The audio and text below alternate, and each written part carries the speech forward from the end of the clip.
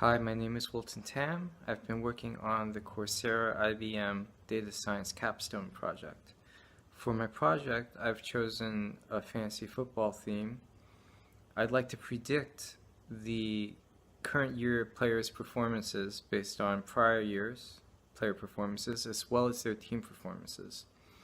Obviously, this current year is not information that we know, but by using machine learning and deep learning, I hope that I'm able to pick out players who are going to perform and draft them. So I've been playing fantasy football for years. I've been saving data over this time for years. I thought now is the time to put it to good use. I'll go through a PowerPoint spreadsheet with you guys, and I hope you enjoy. I'll go through the project in the same structure as presented in the Coursera IBM Data Science class, which is listed in order on this page.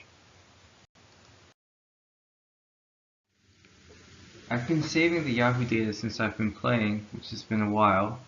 In addition, I've chosen to save the NFL offensive data from their site. They have historical data available, so I've just downloaded it for the same years that I have the Yahoo data. This way the joins are consistent.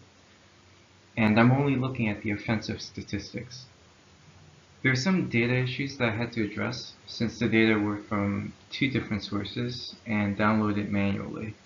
For example, the NFL data uses 3 letters for the abbreviation for all the teams. Yahoo might have 2 letters. And the NFL has also renamed the teams that have moved, even retrospectively. So the San Diego Chargers, now the LA Chargers, have been renamed to the LA Chargers for all time. All the numeric fields have to be converted to be numeric, and any fields that are of type object have to be converted to string. This is to allow Spark to load the data into a Spark RDB. Now we look at the features or the aspects of some of this data.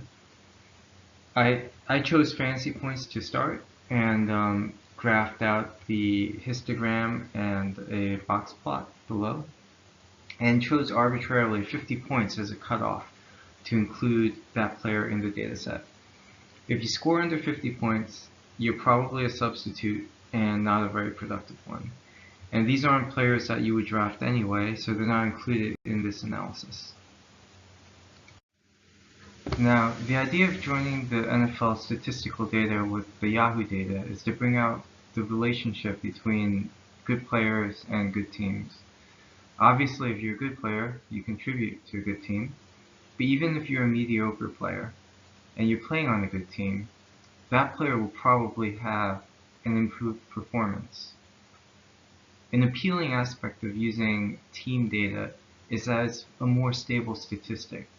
For example, the New Orleans Saints have been running an up-tempo vertical passing offense for years now, and the added attempts drives up the fantasy production for all of the players on that team. And granted, they've had stability in player personnel and coaching as well, but it's a valuable insight into fantasy point production. Now, this is domain specific to this problem, but I wanted to capture that aspect. To the right, there's some graphs of team statistics that I thought would be correlated to fantasy points that are scored by players on that team. It turns out it's not that obvious for team net turnovers. The fantasy point production still varies a lot with that variable. I thought if a team turns over a lot, maybe player points go down, but it doesn't seem to be the case from the graph. There are some outliers for team yardage and fantasy points scored that indicate that there might be a relationship there, and that makes sense. If a team is moving the ball well, then you'd expect that there are players on that team that are scoring points. Now, those variables are graphed in their original space. Below is a graph of the PCA analysis of all the fields in the dataset. In figure 4, I'm hoping to see that there's more of a clear clustering to indicate a relationship. There doesn't look to be much of one, although there do look to be some outliers. It looks to be more of an even dispersion. It seems a bit uniform, but you can see there are outliers as well.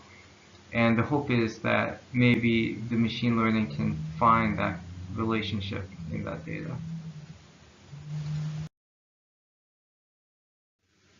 Now we talk about the extraction of data that we're interested in.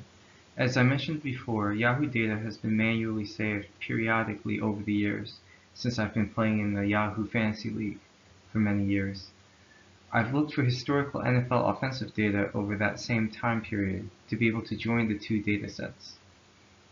For the data transformation, I had to make sure that all numeric fields are converted to numbers, and that players on more than one team during a season, either due to trade or to waiver, are excluded, since player stats can't then cleanly be joined to team stats.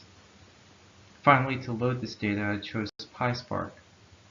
This way we can load into a Spark RDB and then be able to use the RDB API or SQL to manipulate the data. This brings us to feature engineering.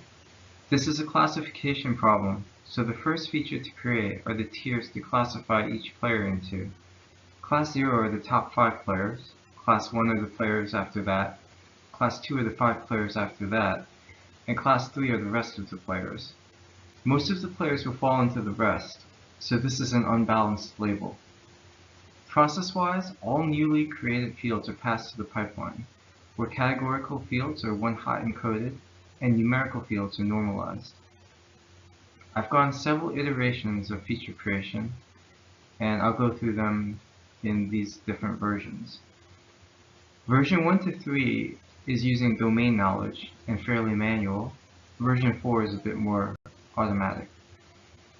Version 1 was using attempts as a proxy for the kind of production a player will have, because surely better players get more attempts, and even if you're not the best player, if you get more attempts, you probably get more points, because the rewards in fantasy football are unbalanced.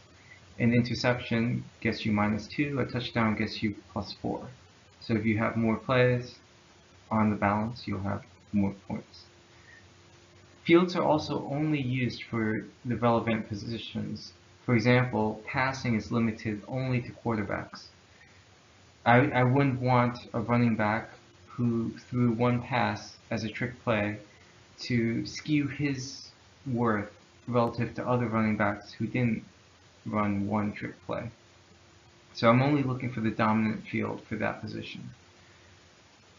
Version 2, I added a column for how many points a player is above the next highest scoring player. Version 3, I added the age of the player incoming into the season. So this is really to broadly separate players out into ones fresh out of school, ones into their prime, or ones near the end of their career.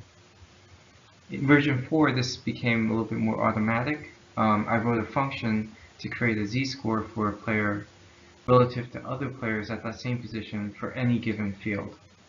So I passed 12 fields into this function to get 12 more features. Now we define the models. I've chosen 3 models to explore.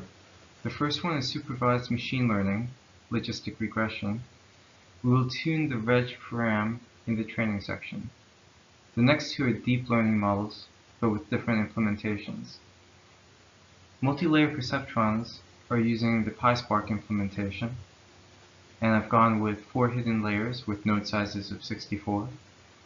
And the neural net is using PyTorch, and this is a 2-layer deep neural net using the ReLU activation function. Now, after the models are saved, we go to model training. The first model, I use cross-validator to find the optimal hyperparameter reg param. This actually improved the performance of this model significantly. For MLP, I tried different setups for the layers, trying to increase the number of hidden layers and varying the number of nodes in the layer before fitting. These changes didn't really change the accuracy of the model though. For the PyTorch neural network, I used a 2-layer deep neural net. The other specifications are listed on this page. After training, we want to evaluate the models. I've run all these models using the features that we created. For evaluation, since we have a multi-classification problem, I used a confusion matrix as the measure. For model number 1, the initial result wasn't good. The initial accuracy was only 65%, and even that wasn't as good as it sounds. Most of the players belong in class 3 anyway, which are for the players that aren't in the top 15, and the model was guessing that almost all the players belong in class 3. But after tuning the hyperparameter, the accuracy increased to 78%, and from figure 5, you can see that's not only the overall accuracy that increased, but also the other training rates. The only sections where it might not have done as well as you would hope is for class 1 and 2, but that's kind of understandable since those are the hardest to predict. If you're in class 0, you're a superstar. If you're in class 3, you're a regular starter. Class 1 and 2 are a little bit harder to differentiate.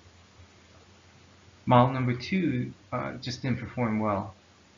This was the MLP. Even choosing the 4-layer network, it still mostly predicted all players would be in class 3. There are a few predictions where it thought a player would be in class 0, but it wasn't very accurate there either. The precision for class 0 was only 30%. So this wasn't a very good result for this model. And then finally, the neural network in PyTorch, 91% accuracy, which is very good. And you can see that even for class 1 and 2, it achieves 75% correct. So definitely a clear winner in this comparison.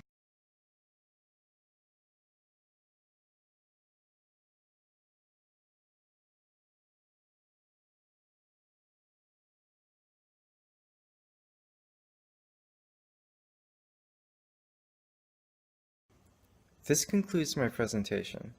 The final deliverable is in the form of this PowerPoint and the video that is uploaded to YouTube. The trained model is saved as well and ready to be loaded for use.